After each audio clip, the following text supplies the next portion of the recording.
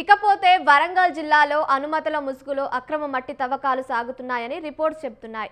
అసలు ఈ మాఫియా వెనుక ఉన్న సూత్రధారులు ఎవరు? ఎలాంటి అనుమతులు లేకుండా రాత్రింబవలు మట్టి రవాణా జరుగుతున్న టాస్క్ ఫోర్స్ లేదా స్థానిక అధికారులు ఎందుకు కళ్ళు మూసుకున్నారు అనే దానిపై మరిన్ని అప్డేట్స్ మా ప్రతినిధి శ్రీనివాస్ లైవ్ ద్వారా అందిస్తారు. చెప్పండి శ్రీనివాస్.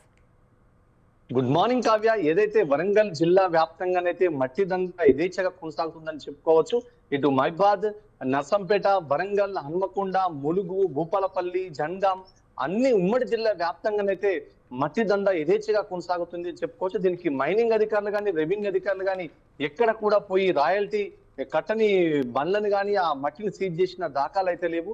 దీంతో పాటు ఎన్ఫోర్స్మెంట్, విజిలెన్స్ వాళ్ళు కూడా ఎక్కడ కూడా దీనిపై కనీసము వెళ్లి తనిఖీలు నిర్వహించిన పరిస్థితి అయితే లేదు. ఇదే నేపథ్యానికి వస్తే ఇటు ఉమ్మడి వరంగల్ జిల్లా వ్యాప్తంగానే కాకుండా ఇటు ములుగు ఏజెన్సీ ప్రాంతాల్లో, ఇటు భూపాలపల్లిలో కూడా విపరీతమైన మట్టి దందా అయితే కొనసాగుతుంది. రాత్రి వేళల్లో కూడా పెద్ద పెద్ద జేసీబీలు పెట్టి టిప్పర్ల ద్వారా మట్టిని తరలించడం జరుగుతుంది. ఇదంతా చూస్తున్నా కూడా రెవెన్యూ, జిల్లా కలెక్టర్ కూడా స్పందించకపోవడం ప్రజలైతే ముక్కున వేలేసుకున్న పరిస్థితి నెలకొంది. ఇదే నేపథ్యంలో ములుగు జిల్లా ఏజెన్సీ ఛత్తీస్గఢ్ ప్రాంతానికి ఆనుకోకుండా ఆనుకొని ఉన్న వెంకటాపూర్, వాజేడు మండలాల్లో అయితే కోట్ల కొద్ది రూపాయల రాయల్టీ కట్టకుండా ప్రభుత్వానికి అయితే విచ్చలవిడిగా అయితే మట్టిని తరలించడం జరుగుతుంది. ఇదే నేపథ్యంలో అక్కడ ఉన్న రెవెన్యూ అధికారులు తమకు సీట్లో కూర్చుంటున్నారు తప్ప ఎప్పుడు కూడా వెళ్ళి ఆ ప్రాంతాన్ని విజిట్ చేసి ఇది తప్పు అని చెప్పేసి ఒక్క వాహనాన్ని కూడా సీజ్ చేసిన పరిస్థితి లేదు. కానీ ప్రభుత్వానికి రావాల్సిన లక్షలాది రూపాయల ఖజానాకు చేరాల్సిన రాయల్టీ కట్టే ఖజానా చేయాల్సిన పరిస్థితి ఉంది. కానీ దానికి ఈ అధికారుల జేబుల్లోకి వెళ్ళి వీళ్ళ అధికారుల జేబులు నిండుతున్నాయే తప్ప ప్రభుత్వానికి ఆదాయాన్ని గండి చిలుతుందని చెప్పుకోవచ్చు.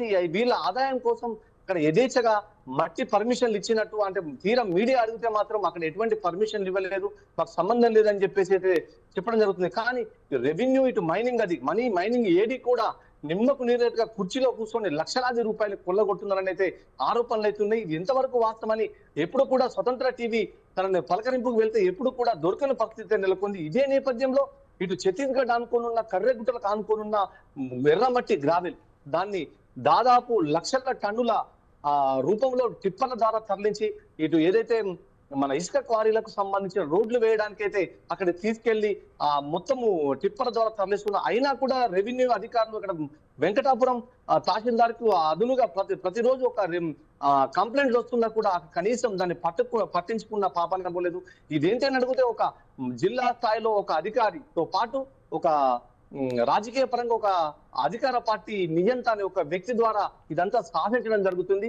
కనీసం మేము అక్కడికి వెళ్తే మా ఉద్యోగాలు ఉడతాయా లేవా అనే పరిస్థితి భయాందోళనలో అధికారులు అయితే ఉన్నదని చెప్పుకోవచ్చు.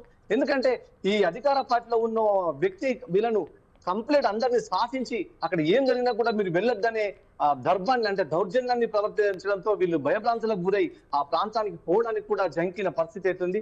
ఇదే నేపథ్యంలో భూపాలపల్లి జిల్లాలో కూడా ఒక చెరువు నుంచి అక్రమంగా ఇటుక బట్టీలకు మట్టి తరలిస్తున్నారనే నెపంతో అక్కడ ఉన్న గ్రామస్తుల ప్రాంతానికి చేరుకుని అడ్డుకొని అది ఆపడం జరిగింది. కానీ అప్పటికి కూడా ఆ సంబంధించిన కాటారం ఎంఆర్ఓ కానీ ఆర్డీఓ కానీ ఎవరు కూడా స్పందించకపోవడంతో ఊర్లో ఉన్న రైతులే ఈ మట్టిని తరలించడం వల్ల మాకు భూగర్భ జలాలు దెబ్బతింటాయి, మా ప్రాంతానికి ఇబ్బంది అవుతుంది, దీనివల్ల వరదల రూపంలో మా పొలాలు మొత్తం కొట్టుకుపోతాయని చెప్పి రైతులు ఆవేదన చెంది ఆ ప్రాంతానికి వెళ్ళి అయితే ఆ వెహికల్ అయితే ఆపడం జరిగింది.